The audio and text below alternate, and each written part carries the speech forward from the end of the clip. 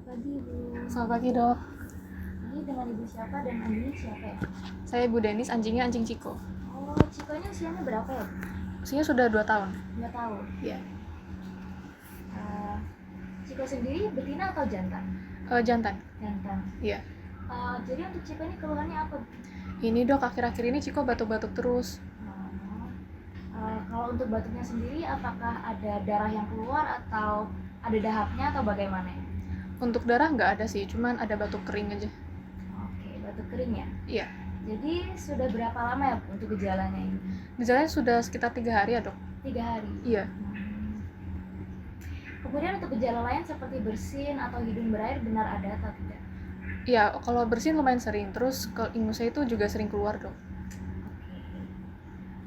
Lalu untuk nafsu makan dan minumnya bagaimana? Ini, Dok, akhir-akhir ini Ciko jadi susah makan. Susah makan ya? Iya. Lalu kalau di rumah anjing Ciko ini sendiri atau ada anjing yang lain? Iya, saya ada anjing lagi 1. Kalau di rumah Ciko biasanya dikandangkan atau dilepas? Di kandang aja sih, saya nggak pernah lepas soalnya. Oke, kalau dikandangkan, kemudian Ibu seberapa sering ya membersihkan kandang tersebut? Aduh, saya kurang tahu, Dok.